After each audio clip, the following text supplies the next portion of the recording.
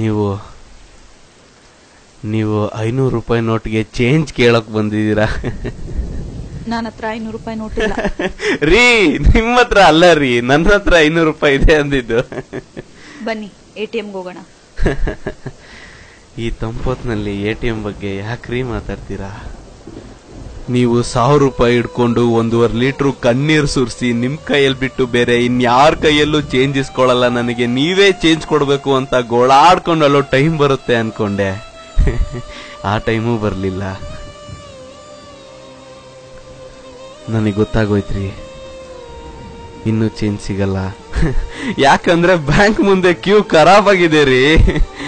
Change ಸಿಗದೆ ಇದ್ದಾಗ ಮನುಷ್ಯ ತಲೆ ಕೆರ್ಕೊಂಡು ತಲೆಯಲ್ಲಿ ಗಾಯ ಆಗಿ ಗಾಯಕ್ಕೆ ಸ್ವಿಚ್ ಹಾಕೋಕೆ ಡಾಕ್ಟ್ರು ಕೂಡ ಚೇಂಜ್ ಬೇಕು ಅಂತ ಕೇಳ್ತಾರ್ರಿ.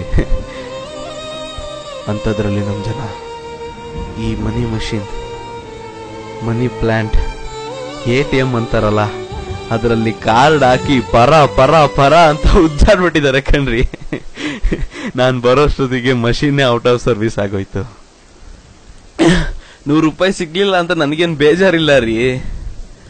ನಿನ್ನೆ ನೀವು ನನಗೆ ಕೊಟ್ರಲ್ಲ 40 ರೂಪಾಯಿ, ಅಷ್ಟು ಸಾಕು.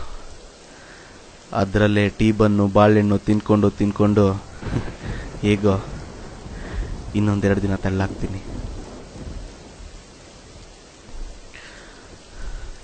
ಥ್ಯಾಂಕ್ ಯು ರೀ ನಂದಿನಿ.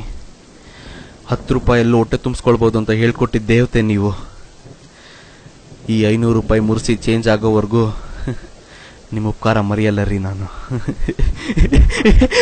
ಮೋದಿ ಸಿಸ್ಟರ್ ರೀ ನೀವು. ತುಂಬಾ ನೋವಾಗುತ್ತ್ರಿ, ಆದ್ರೂ ಈ ನೋವು ಒಂಥರ ಸ್ವೀಟ್ ಆಗಿದೆ. No friends, no treat. ಜೊತೆಗೆ 7 ರೂಪಾಯಿ ಮಜ್ಜಿಗೆ, ಮಸಾಲೆ ಮಜ್ಜಿಗೆ ಕೈಯಲ್ಲಿದ್ರೆ ದೂಸರ ಮ್ಯಾಟ್ರೇ ಇಲ್ಲ. ಸ್ವಲ್ಪ ಇದೆ, ಶೇರ್ ಕೇಳ್ಬಿಡಿ. ಏ ಲೋಪರ್, ಬಾಯ್ ಮುಚ್ಚೋ. ದೇವದಾಸ್ 500 ರೂಪಾಯಿ ಚೇಂಜ್ ಇದೆಯಾ ಅಂತ ಕೇಳ್ತಿದ್ದಾನೆ. ಜನ್ಮ ಜನ್ಮದಲ್ಲೂ ಜೊತೆಗೆ ನಡೆವ ಕನಸ ಕಂಡು